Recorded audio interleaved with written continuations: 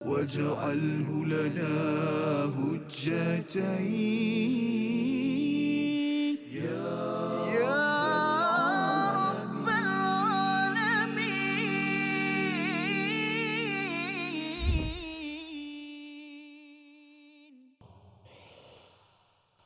إن الله لا يغفر أن يشرك به ويغفر ما دون ذلك لمن يشاء ومن يشرك بالله فقد ضل ضلالا بعيدا. صدق الله.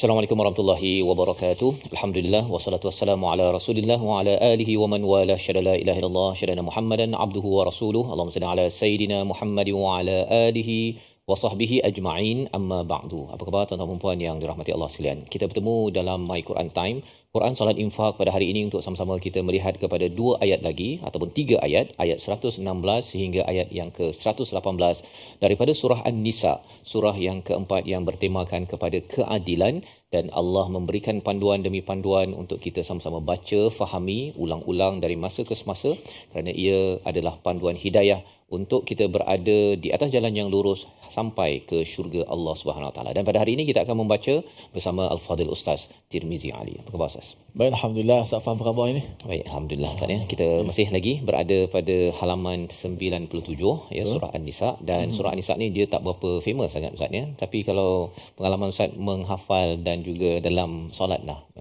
berapa kerap surah An-Nisa ni dibacakan? Ya, ada ayat-ayat tertentu lah.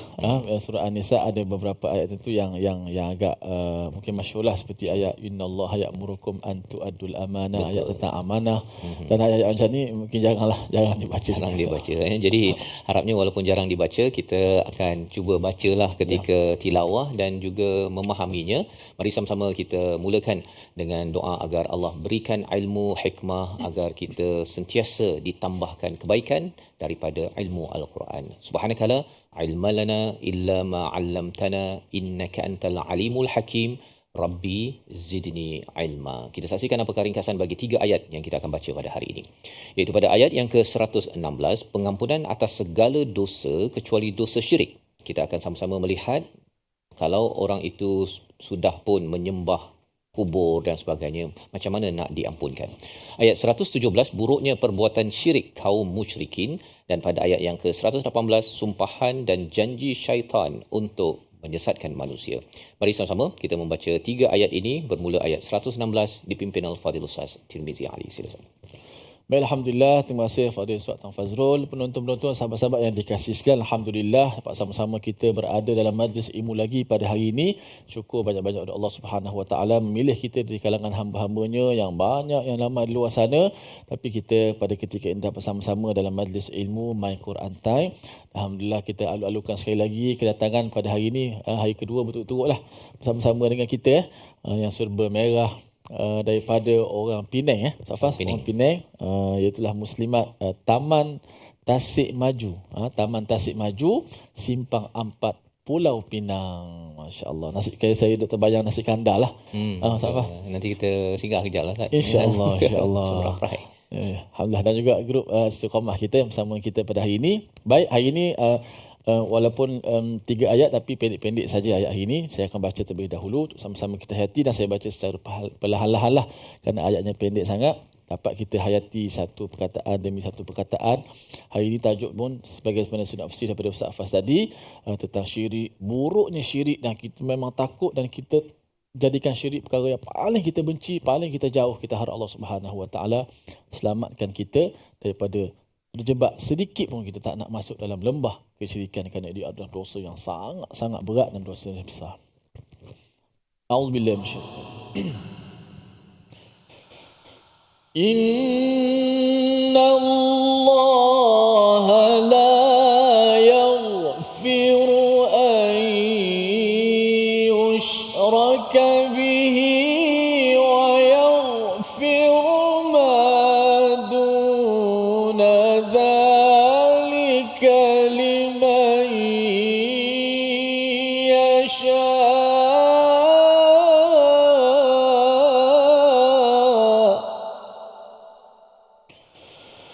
ومن يشرك بالله فقد ضل ضلالا بعيدا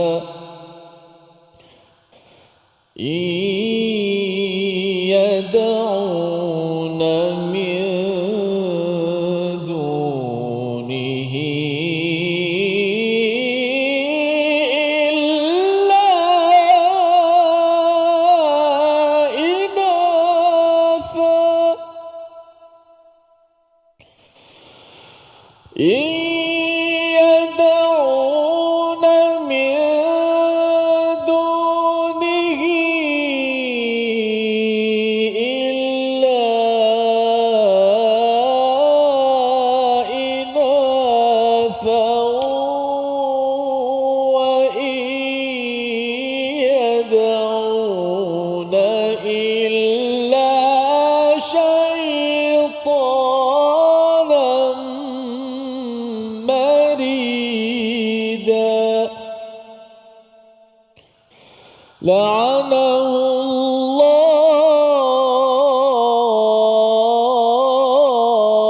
الله وقال لأتخذن من عبادك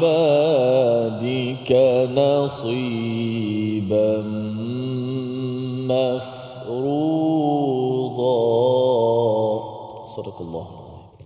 Surah Al-Nazim, gitulah bacaan daripada ayat 116 hingga 118 menceritakan tentang dosa syirik, Ustaz ya. Kesinambungan daripada perkara sebelum ini, kalau sebelum ini bercerita tentang mereka yang munafik. Munafik ini adalah juga sebahagian daripada syirik, Ustaz ya. Dia ada syirik khafi dan juga syirik jali. Jali ini maksudnya yang jelas terang-terangan yang kita akan baca ayat selepas ini.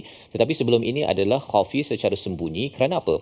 Kerana bila seseorang itu menyusahkan, menentang Rasul dalam ayat sebelum ini, ayat 115, sebenarnya dia menentang kepada Allah yang memilih Rasul ini, yang menghantarkan risalah Al-Huda, iaitu Al-Quran. Dia tak percaya Tuhan. Ya, tak percaya Tuhan. Jadi dia pun pergi attack, dia pergi serang kepada pembawa risalah tersebut. Jadi itu sebabnya siapa yang tidak ikut sunnah Nabi sallallahu alaihi wasallam, dia juga sebenarnya mempunyai syirik khafi, syirik yang tidak jelas. Dan apatah lagi apabila dia mempersoalkan kepada keabsahan ataupun kebenaran Rasul sallallahu alaihi wasallam. Dia kata bahawa alah, Nabi tu orang biasa kan, buat apa nak ikut dia kan. Kalau kita tak ikut kepada Nabi, siapa lagi kita nak ikut, Ustaz kan? Kerana kita ini adalah manusia, takkan hantar malaikat pula kan. Kalau malaikat tak makan, tak minum kan, tak tidur, nanti dihantar begitu, tak pula mampu kita untuk menjadikan sebagai uswatun hasanah, sebagai contoh. Jadi apabila kita melihat kepada ayat yang ke-116, Allah menyatakan apa kesan kalau seseorang itu melaksanakan syirik, dosa syirik ini. Allah menyatakan innallaha la yaghfiru an yushraka bihi wa yaghfiru ma duna dzalika liman yasha. Iaitu Allah tidak akan mengampunkan kepada siapa yang mensyirikkannya, iaitu mensyirikkan Allah Subhanahu Wa Taala, dan mengampunkan selain daripada itu dengan kehendak Allah Subhanahu Wa Taala. Apa maksud di sini?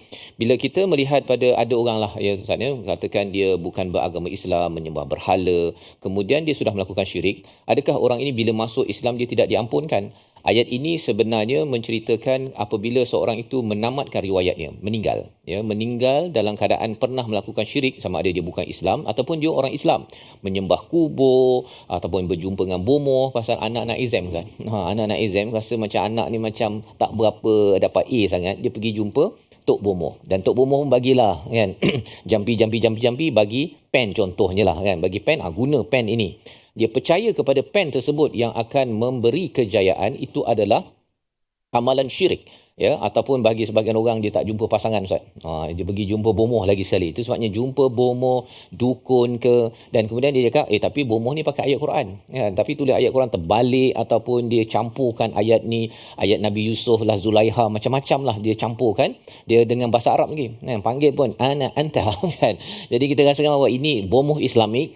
Kalau ianya tidak berteraskan kepada Al-Quran dan Sunnah, maka Arab ke, Tagalog ke, apa sebagainya, semuanya tertolak. ya, selain daripada ada orang pergi kedai RM2 Ustaznya, dia beli dream catcher, nama istilahnya kan, itu pun kena berhati-hati pasal dia rasakan bahawa bila gantung kat dalam kereta tu, nanti kalau ada segala impian akan ditangkap oleh alat ini dan akhirnya impian menjadi kenyataan. Pelbagai perkara ini termasuklah percaya kepada tarikh lahir. Kalau orang tarikh lahir Januari kena pakai baju warna biru, nanti bila deal dengan klien nanti dapat bisnes. Semua khurafat-khurafat ini adalah perkara yang boleh membawa pada dosa besar, namanya adalah syirik kepada Allah SWT. Jadi ini perkara yang perlu kita jaga-jaga. Penceramah kena jaga-jaga, pakai tanda tangan lah, pakai taik lalat sebagainya tu Ustaznya. Perkara itu perlu kita elakkan. Selain daripada apa, mungkin kalau dulu orang kata mandi safar Ustaz kan, di tepi laut ke apa sebagainya, tapi sekarang ni pun masih lagi ada artikel-artikel yang menyatakan bulan safar turun 100,000 bala dan perlu buat solat sunat untuk mengelakkan bala safar. Perkara-perkara tersebut nampak Islamik, tetapi rupa-rupanya itu lambang kepada khurafat yang perlu kita elakkan. Apa yang perlu kita faham tentang perkara ini dalam ayat 116? Kita berehat sebentar, kembali semua selepas ini menyambung My Quran Time, Quran Salat Infaq, insya-Allah. واجعله لنا هجتين يا رب العالمين.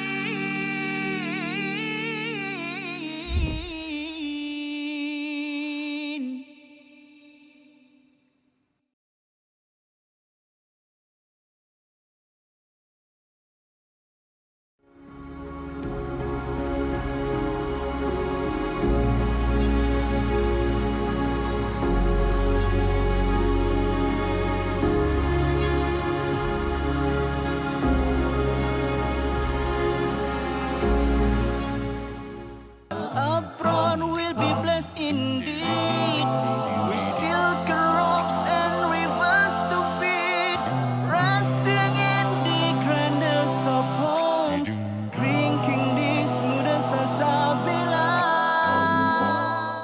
Minhu majahina warzuqna tilawatahu.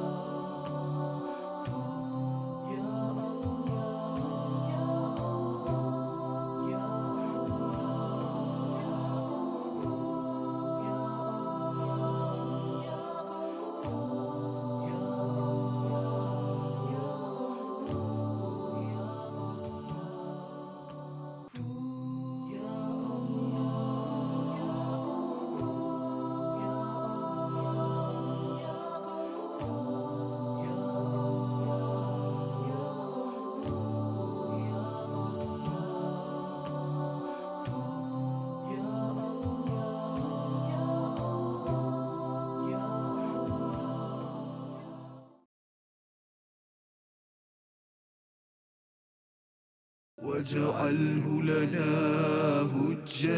هجتين يا رب العالمين. إن الله لا يغفر أن يشرك به ويغفر ما دون ذلك لمن يشاء ومن يشرك بالله فقد ضل ضلالا بعيدا. صدق الله العظيم. Surah Al-Azim, kembali kita dalam My Quran Time, Quran Salat Infak. Sama-sama kita melihat kepada ayat 116 hingga 118 bagaimana Allah memberikan panduan kepada kita jangan sekali-kali terlibat dengan dosa syirik, kerana ianya tidak akan diampunkan Allah selagi apabila seseorang itu sudah pun meninggal dunia ataupun nyawa ditarik oleh Allah SWT. Tetapi bila bercakap tentang orang yang bukan Islam misalnya, ataupun ada yang kata saya ni dah berjumpa bomoh, saya ni mungkin sudah berbuat dosa syirik sebelum ini, maka kalau selagi hayat di kandung badan kita masih lagi boleh bertaubat kan ya. Yang pentingnya ini adalah pemberitahuan Allah kepada sesiapa yang sudah pergi bertemu ataupun akhir hidupnya itu dalam keadaan mensyirikkan Allah Subhanahu Wa Taala. Dan ini kefahaman yang perlu kita kongsikan dengan rakan-rakan kita yang mungkin pernah minta nombor Ustaz. Kan dahlah pergi judi dekat Toto tu nak berjudi, judi dah dosa. Tapi dia nak pilih nombor tu dia kena tanya pula pada kubur. Kan tambah syirik campur judi, memang dosa bertimpa-timpa di situ. Jadi perkara tersebut bukan sesuatu yang asing, dan kalau katakan ada di kalangan tuan-tuan yang kata ada ke orang yang buat begini, sebenarnya alhamdulillah kita mungkin ahli keluarga kita tak terlibat, tapi kita kena maklumkan kalau kita terdengar ada orang yang kata saya ni gaji tak tinggi, mana tahu dengan saya beli RM10 ni dapat jadi jutawan. Perkara-perkara tersebut ya, satu judi tapi lepas tu dia nak dapat nombor yang tepat pula Ustaz. Kan nombor yang tepat ni saya dengar kalau jumpa bomoh dekat situ kan, kalau ada kawan yang beritahu recommend kepada tempat bomoh yang memberi nombor tepat tersebut, orang yang memberi syafaatan sayyiatan ini juga digelar sebagai orang yang mensyirikkan Allah Subhanahu Wa Taala. Jangan recommend, jangan kongsikan berita-berita tersebut, dan Allah menyatakan Allah boleh mengampunkan maduna dzalika liman yasha. Maksudnya kalau orang tu meninggal Ustaz ya, dia ada dosa dosa menipu ke, dosa tak solat ke, Allah boleh mengampunkan. Tapi kalau meninggal dalam keadaan syirik, Allah tidak mungkin mengampunkan, sebagaimana dalam ayat 116. Dan di hujung ayat 116 itu, wa man yusyrik billah, siapa yang mensyirikkan Allah, faqad dhalla dhalalan ba'ida, dia berada dalam sesat yang nyata, yang amat jauh. Dia syirik ini sebenarnya dia bagi menyamakan Tuhan dengan sesuatu yang lain Ustaz ya. Dia dengan manusia pun, kalau katakan mak masak sedap kan, jaga kita 20 tahun. Lepas tu anak tu cakap, mak ni saya nak ucapkan terima kasih pada mak yang sebelah sana. Kan. Dia nak cakap pada makcik kat luar pun, mak yang ada yang dah buat baik ini pun akan rasa budak ni kan menderhaka. Apatah lagi, walillahi matalul a'la, bagi Allah SWT yang buat baik kepada kita, bagi macam-macam kat kita, kemudian kita nak pula menghargai, kalau dalam ayat yang ke-117, berterima kasih dan menyembah kepada orang lain ya, berhala, sudah tentunya itu tidak layak dan itu mencabar kepada hak Allah Subhanahu Wa Taala. Itu sebabnya minta rezeki daripada bomoh lah, daripada jin lah, daripada manusia, semua itu adalah dosa-dosa yang sebenarnya perlu kita semak. Dan salah satu panduannya kita tengok Asmaullahul Husna Ustaz kan. Setiap nama-nama itu kita kena belajar dan kemudian kita kena tahu, okey, Ar-Rahman, saya jangan merasakan rahmat besar daripada manusia. Kena ingat bahawa punca rahmat daripada Allah. Kalau Ar-Razzaq, punca rezeki daripada Allah. Bukannya takut pada bos kan, sampaikan saya tak nak solat lah, pasal nanti bos nanti kata rezeki awak tu pada siapa? Kan. Bos itu pun dah melakukan syirik, dan kalau pekerja pun tak memahami perkara tersebut, dia akan stres dengan bos yang melakukan syirik dalam perkataannya. Apakah yang berlaku kepada orang yang sanggup meminta daripada punca ataupun berhala-berhala ini? Ayat 117 kita membacanya dan kita memahami apa sebenarnya strategi di sebalik perkara ini. Silakan Ustaz. Baik, insya-Allah kita baca ayat 117. A'udzubillahi minasyaitanir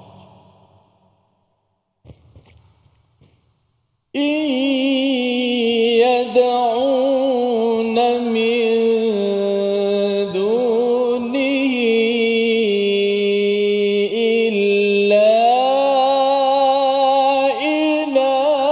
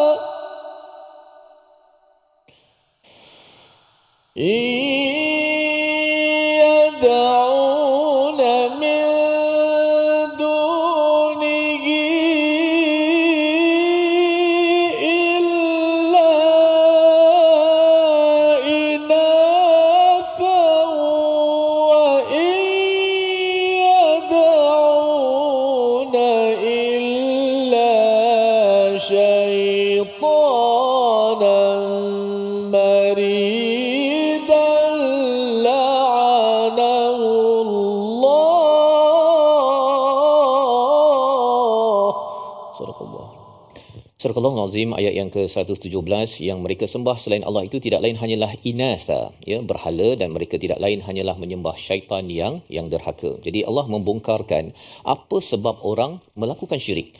Perkataannya yang Allah gunakan, perkataannya iyad'un, mereka itu menyembah dan berdoa dan memohon pertolongan. Psikologi manusia sebenarnya kita ni ada rasa takut, kita ada rasa ada masalah, kita perlukan bantuan.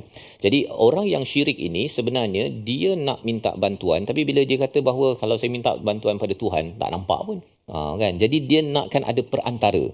Dia nakkan perantara yang confirm, Padahal sebenarnya yang confirm tu lagi tak confirm, iaitu berhala, ya, iaitu min dunihi, selain daripada Allah itu, kecuali adalah berhala. Ya, dia rasa macam ada batu kat depan tu, ini confirm kan. Kalau minta macam tu saja, betul ke Allah ni menjawab? Itu point dia. Tetapi kalau dia bernafas, tak ada pula dia kata oksigen tak ada kan. Dia tahu bahawa oksigen ada kerana tak semestinya yang tak nampak itu adalah tidak ada. Belum cakap lagi siapa yang pumpkan jantung lah sebagainya. Jadi cara berfikir, memang psikologi manusia perlukan berdoa kerana kita ada masalah, perlukan pertolongan, tetapi dia halakan ke tempat yang salah, iaitu apa? Illa inatha. Inatha ini adalah berhala-berhala daripada perkataan untha asalnya, iaitu wanita ataupun perempuan. Pasal orang Arab ini, dia kalau tak berhala tu dia namakan dengan nama-nama perempuan. Kalau katakan nama Allah tu Al-Aziz, dia tukar jadi Uzza. Kalau katakan ilah, dia juga jadi Latta, ya. Semua nama-nama perempuan diberikan, tak tahulah apa pasal, tapi salah satunya ialah pasal yang lelaki-lelaki diambil, yang perempuan dibagi pada nama-nama berhala tersebut. Jadi Allah mengatakan bahawa semua ini berhala yang sebenarnya asal usul mengapa mereka ke situ, kerana mereka ini wa in yad'una illa syaitanan marida, iaitu mereka menyembah ini kecuali syaitan yang derhaka. Rupanya yang yang menyeru mereka untuk berbuat syirik ini datang daripada siapa? Syaitan yang marida. Marida ini dia nak bersungguh-sungguh sangat untuk menentang dan menderhaka kepada Allah Subhanahu Wa Taala, dan syaitan inilah yang meniupkan kepada orang ni, pergilah kubur kan. Kalau kamu orang ni soleh, ada yang pergi ke kubur orang soleh Ustaz kan, untuk dapat apa? Untuk dapatkan syafaat contohnya, ataupun pergi ke mana? Pergi ke kubur, ke telaga ke, okey ini kena ambil telaga ni pasal airnya ni daripada 7 keturunan, kalau ambil air ini nanti sembuh penyakit. Orang ada masalah, ya, sebenarnya kalau dia ada ilmu yang benar, dia terus dia minta pada Tuhan yang memberi kesihatan. Tetapi dia rasakan bahawa ini usaha saya kot kan, tak salah pun ambil air, bukan apa pun, saya masih lagi bergantung pada Tuhan. Dia ada perantara-perantara yang tidak dibenarkan oleh Allah Subhanahu Wa Taala. Itu sebabnya ada yang kata tu yang ambil ubat tu apa pula ceritanya kan. Kalau ada yang cakap begitu, jawapannya memang orang yang ambil ubat, yang jumpa doktor, tidak boleh meletakkan doktor ubat itu samatara ataupun lebih hebat daripada Allah Subhanahu Wa Taala. Tetapi usaha tetap usaha lah Ustaz kan. Usaha untuk mencari rawatan, usaha mencari ubat, makan ubat. Kalau ada yang kata bahawa tak boleh ke saya bergantung pada Allah, tak payah makan ubat. Dia lebih kurang macam bergantung pada Allah, tak payah makan nasi nanti kenyang kan. Yang itu dia tak berani. Tapi yang lain pula yang cuba untuk dicabarnya. Jadi poinnya apa? Poinnya orang yang berada dalam keadaan ini pada ayat 116 itu dalalan ba'ida, jauh sangat, kerana dia digoda oleh syaitan. Syaitan itu boleh dalam bentuk manusia, boleh dalam bentuk jin, dan kita doa Allah jauhkan untuk diri dan keluarga kita. Membawa pada perkataan pilihan kita pada hari ini, kita saksikan, iaitu faqad dhalla dhalalan ba'ida, daripada perkataan dhalala itu ataupun dhal, sesat ataupun hilang, yang kita jumpa perkataan ini dalam suratul Fatihah, dalam surah Al-Maidah, surah Yunus, surah An-Nahl. Dan inilah yang kita harapkan. Waladhalin itu kita tidak mahu jadi orang yang dhal. Siapa dhal? Orang yang tidak ada ilmu saja. Dia buat sesuatu itu dia tidak ada ilmu. Dia tahu dia ada masalah, dia kena minta bantuan. Itu memang kita, manusia. Tetapi kerana tidak ada ilmu, dia pergi jumpa bomoh, jumpa berhala, jumpa manusia, ya, lebih lagi daripada memohon sebenar-benarnya kepada Allah Subhanahu Wa Taala. Jadi kita doa Allah berikan ilmu agar kita tidak terjerumus dalam syirik ini. Kita berehat sebentar, My Quran Time, Quran, Salat, Fajr. واجعله لنا حجتين يا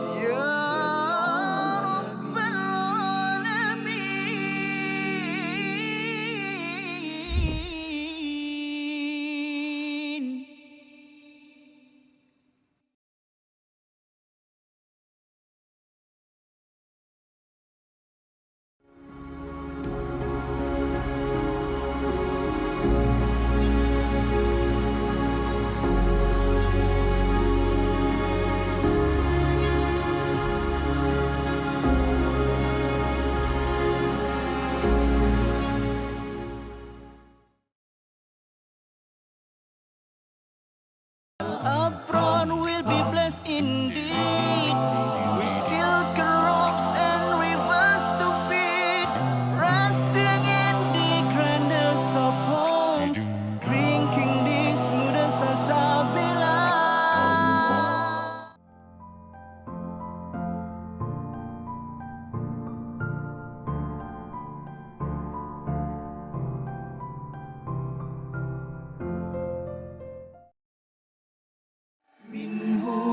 مجاهينا وارزقنا تلاوته.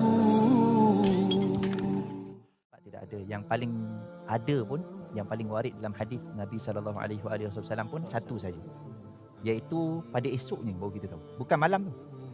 Jadi malam tu kita tak dapat tahu, melainkan kalau kita gunakan ayat Al-Quran tadi, salam tu maksudnya apa?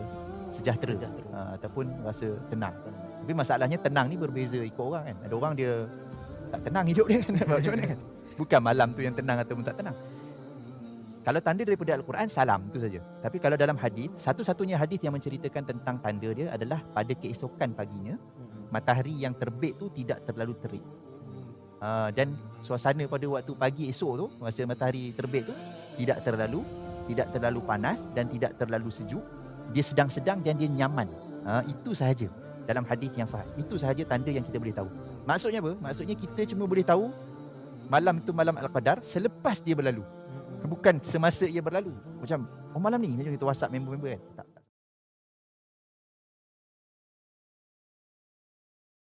واجعله لنا هجتين يا رب العالمين.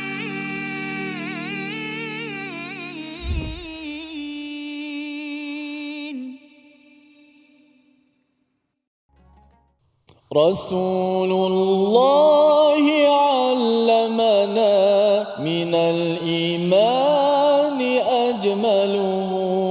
رسول الله علمنا من الإيمان أجمله. كتاب الله نحمله ونقرأه ونفهمه، به الأجر به الفوز إذا قمنا نبلغه.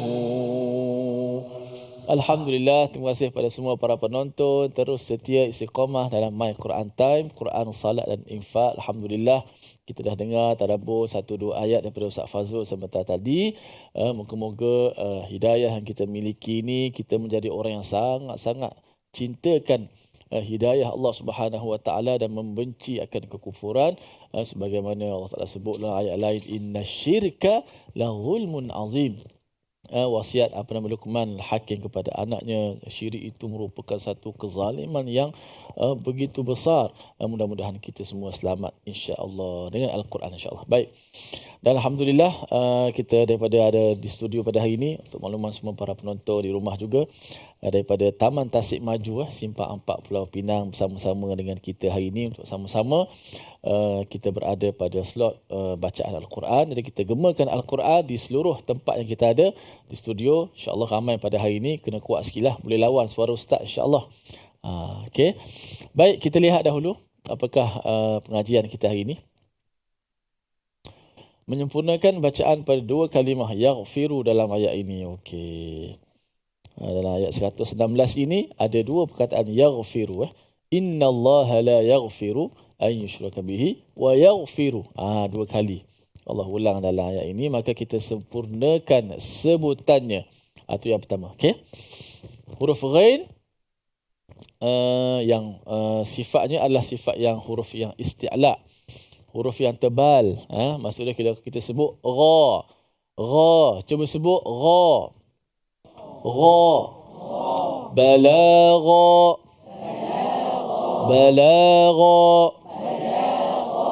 farigha, ghairil maghdub,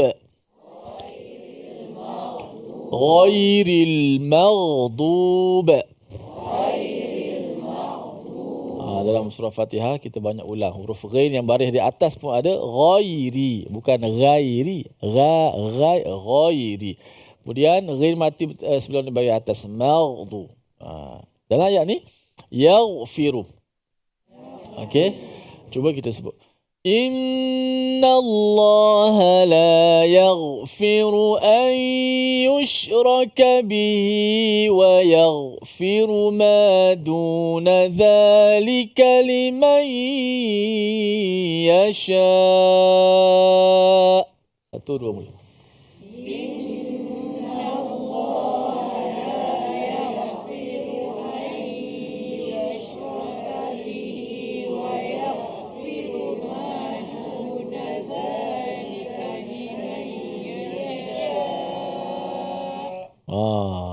Sekali lagi. Inna Allah la yaghfiru an yushraka bih.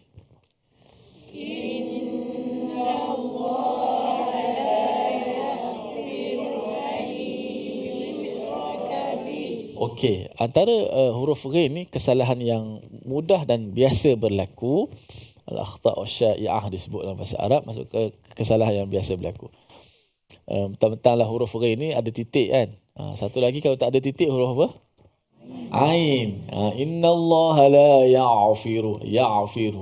Walaupun bunyi lain, ghain lain bunyinya, ain lain bunyinya. Walaupun ejaan dia dekat sama kan. Ghain ada ya nun di belakang. Ain ada ya nun juga di belakang.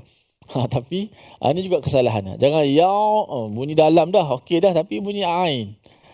Ghain di hujung kita punya kerongkong, halq ataupun leher kita. Ghain. Ain di tengah. Itu yang pertama. Elakkan daripada bunyi ain. Cuba sebut yaghfiru. Yaghfiru. Okey. Jangan bunyi ain. Yang kedua, huruf ghain ini dia bukan huruf yang suara dia tak stop. Tak boleh. Yaghfiru tak boleh. Yaghfiru tak boleh. Dia yaw.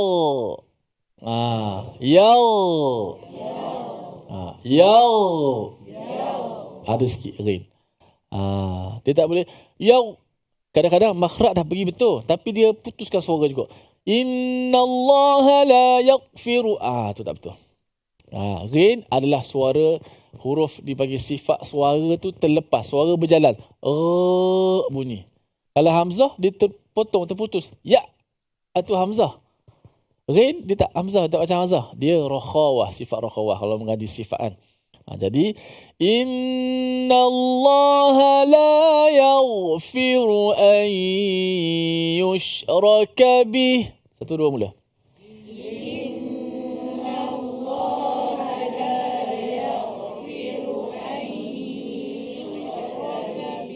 Cuma biar matikan cepat-cepat, jangan yaw, jangan lambat. Yaw, suara tu yang cepat. Yaw.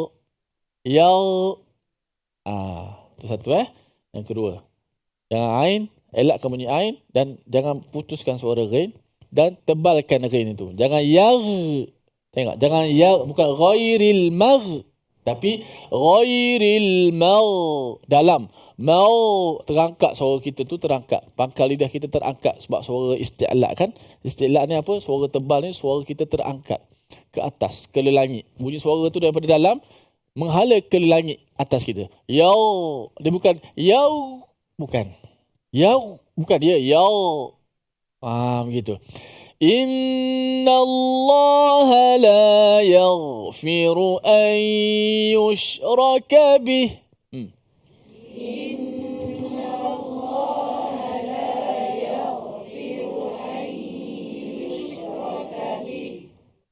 Tiga yang penting kita ambil huruf ghain.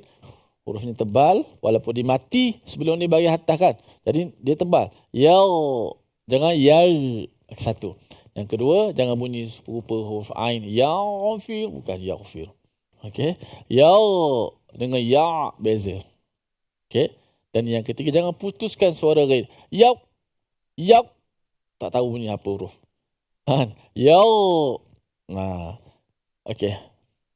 Saya baca kemudian ikut. Innallaha la yaghfiru an yushraka bih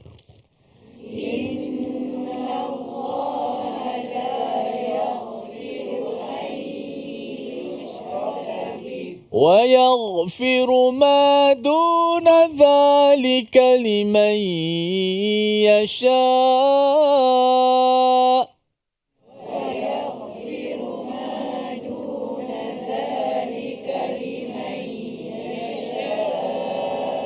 ويغفر ما دون ذلك لمن يشاء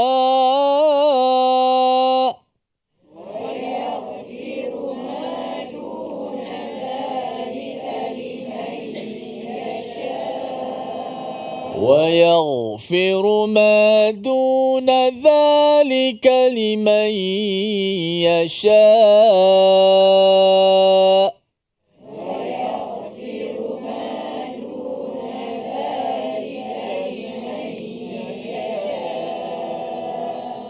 Okey, sekali lagi baca tanpa melihat mushaf.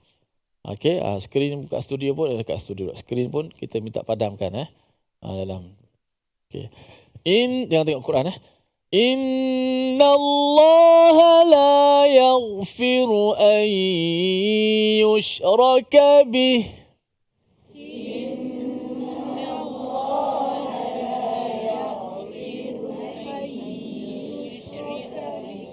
bunyi bolak sikit kata orang Terengganu. Okey. Berdasarkan saya baca je, dengar ikut je. Tapi jangan tinggal lah tu jangan tinggal. Penting lah kat situ. Tinggal sesungguhnya Allah tidak mengampunkan syirik. Kalau tinggal lah, Allah mengampunkan syirik lah. Kan, jangan tinggal lah. Innallaha la yaghfiru an yushraka bih.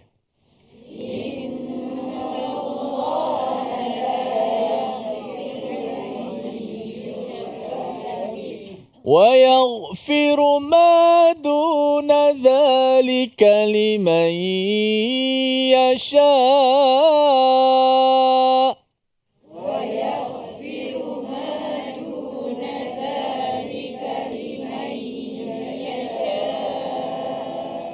walaupun ada juga yang jeling-jeling sikit, tak apalah. Kira maafkanlah. Abaikan lagu tak apa. Abaikan lagu tu tapi kita hafalkan. Okey. Innallaha la yaghfiru an yushraka bih.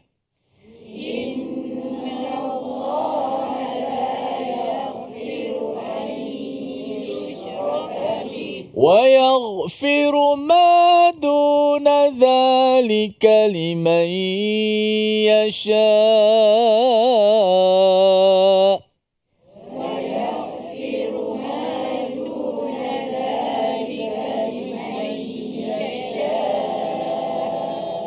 Okey, kita habiskan ayat ni. Wa man yushrik billahi faqad dhalla dhalalan ba'ida.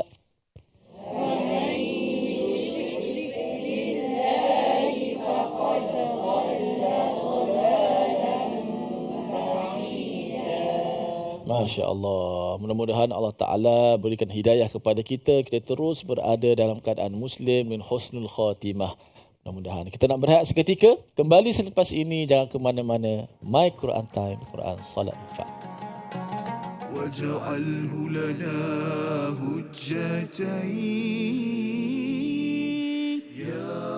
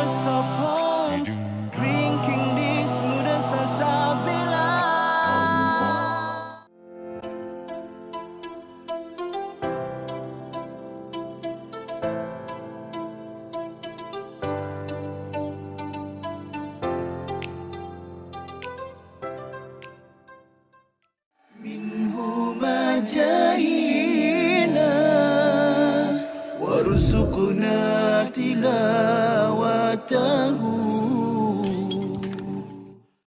Mereka yang ni yang kita kena tanamkan dalam keluarga kita juga. Ingat tak hadis yang Rasulullah sebutkan, rahimallahu rajulan, Rasulullah kata Allah Ta'ala merahmati seorang lelaki, yaqumul lail, dia mendirikan malam, kemudian dia mengejut isteri dia.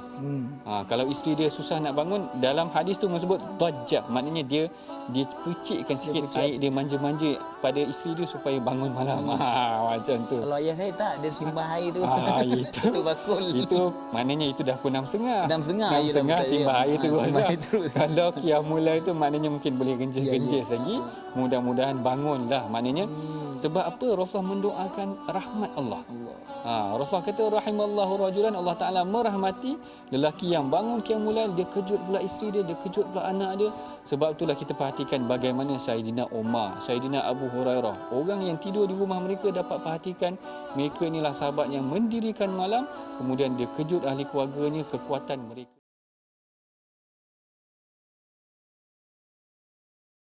واجعله لنا هجتين يا رب العالمين.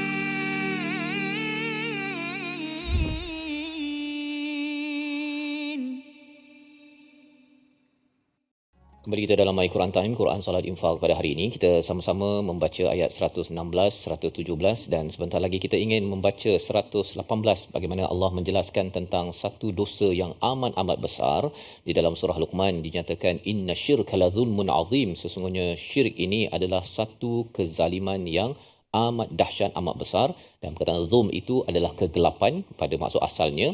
Apabila seseorang itu mengambil jalan untuk syirik, sebenarnya dia cuba menggelapkan dirinya, cuba untuk menambahkan stres dalam hidupnya. Dan itu sebabnya kalau katakan seseorang itu mensyirikkan Allah, maksudnya dalam perkataannya, contoh dia kata, mengapa Allah bagi ujian pada saya?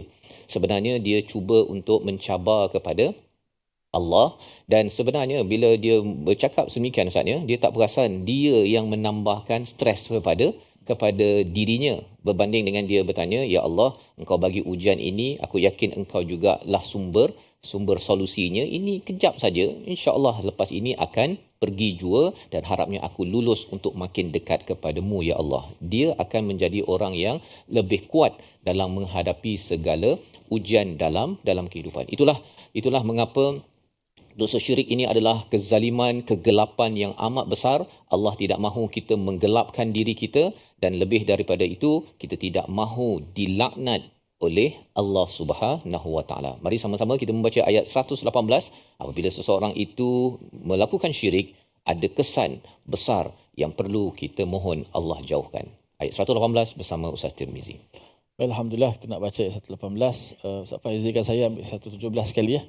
Sebab syaitan yang dimaksudkan itu la'anahullah, yang Allah Taala laknat itu adalah syaitan. Dan saya ambil daripada ayat 117. Auzubillahi minasyaitanir rajim. Yad'una min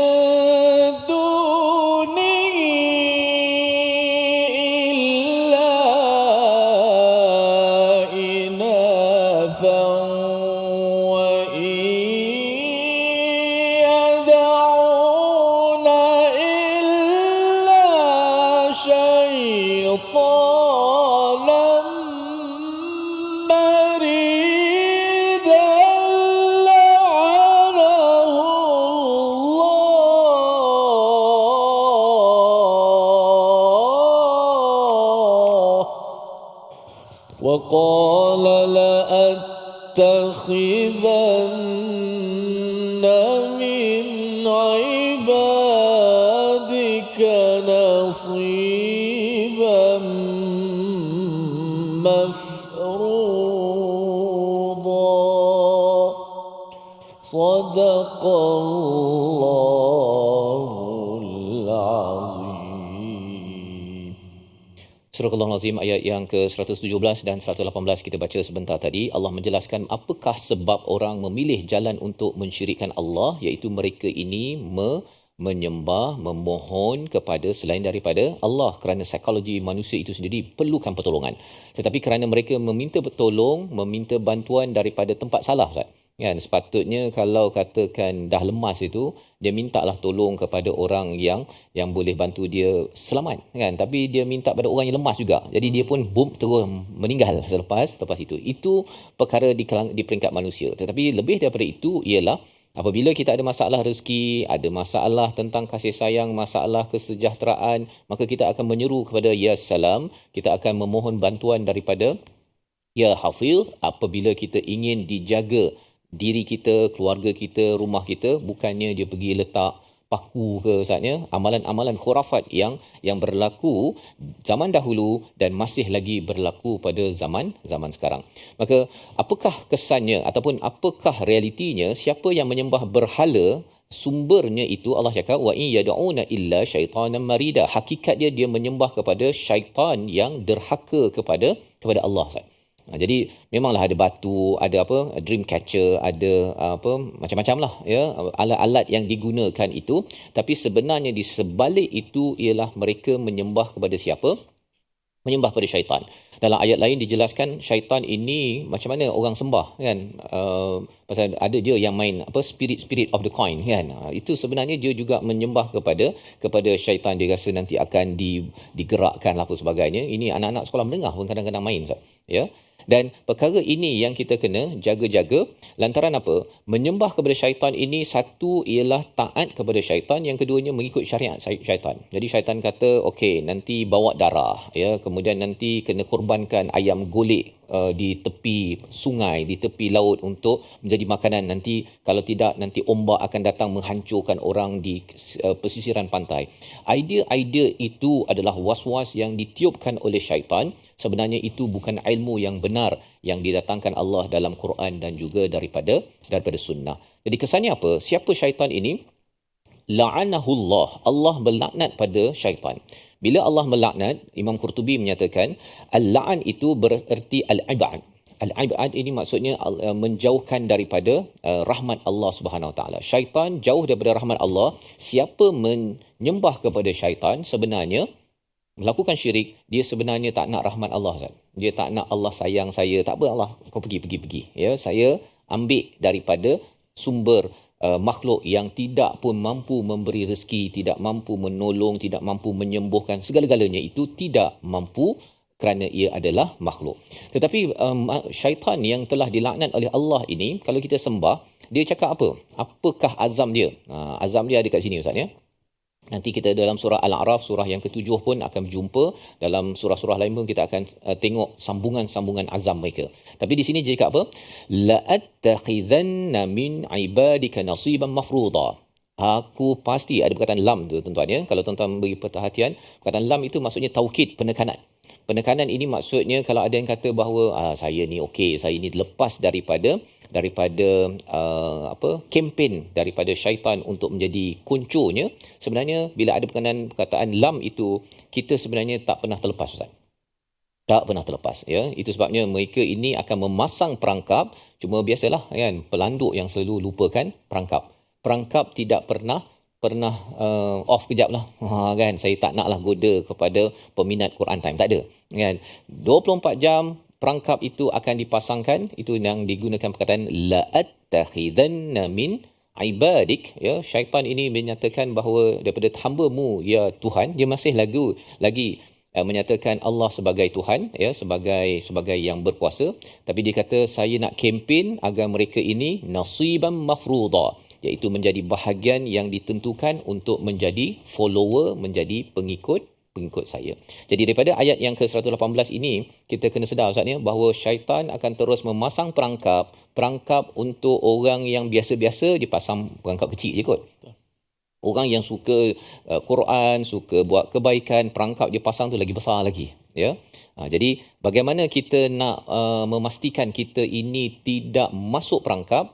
Inilah yang Allah bawakan dalam ayat-ayat seterusnya. Tapi asasnya apa? Asasnya jangan bergantung selain daripada Allah Subhanahu Wa Taala. Dan lebih daripada itu, yang disembah ini adalah syaitan derhaka, dan dia akan terus was-waskan kita, Ustaz. Dia akan terus goda untuk buat syirik. Kadang-kadang kita dah okey, kemudian kita mula mempersoalkan Tuhan, kemudian kita rasa ujian makin susah, kita rasa Tuhan kau mungkin benci. Perkataan-perkataan negatif itu adalah tanda bahawa syaitan akan cuba guna sebaik mungkin kerana dia nak pastikan nasibah. Nasibah ini maksudnya bahagian untuk dia. Dia nak menjadi geng dia, dan kita berdoa pada Allah Subhanahu Wa Taala kita terjauh daripada godaan-godaan dan masuk dalam geng orang-orang yang digoda oleh syaitan. Membawa pada resolusi kita pada hari ini, kita saksikan. Yang pertama ialah kita jauhi dosa syirik yang boleh merosakkan akidah kita. Yang pertama. Yang kedua, berdoa dan meminta pertolongan hanya kepada Allah Subhanahu Wa Taala. Kita tahu kita ada masalah, tapi teruskan bergantung kepada Allah. Allah dah tolong banyak kali sebelum ini pada orang lain, pada kita. Jangan berpaling daripada Allah. Yang ketiga, memohon perlindungan Allah daripada godaan dan gangguan syaitan. Malah baca Quran pun kena baca a'udzubillahi minasyaitonirrajim misalnya. You nak buat baik tu.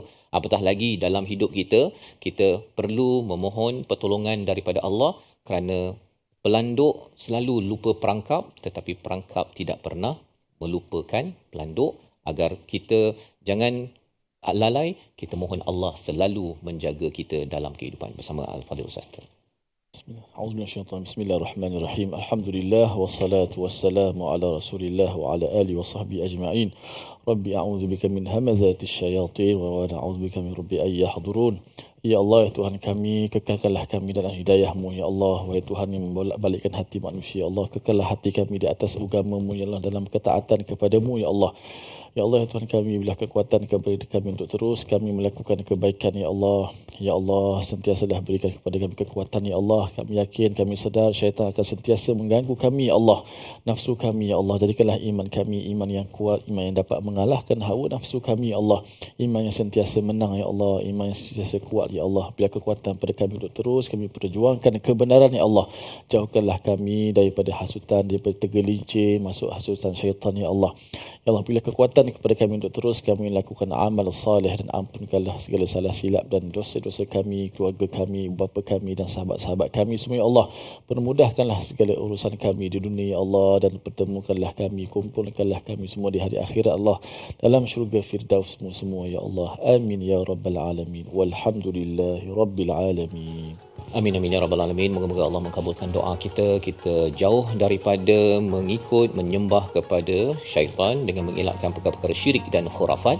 Ini nilai yang ingin kita bina dalam tabung gerakan Al-Quran sebagai satu peluang tuan-tuan menyumbang dan juga bina, melaksanakan program-program kesedaran untuk kita jauh daripada perkara syirik, dan kita tidak mahu menjadi salah seorang daripada pengikut, follower dalam godaan syaitan kepada kita. InsyaAllah kita bertemu lagi dalam siri akan datang untuk terus kita mendalami apa lagi sudut, bagaimana syaitan menggoda manusia agar kita tidak terperangkap dengan hasutan daripada musuh yang nyata ini. Bertemu lagi dalam My Quran Time, Quran, Salat, Infaq, insyaAllah.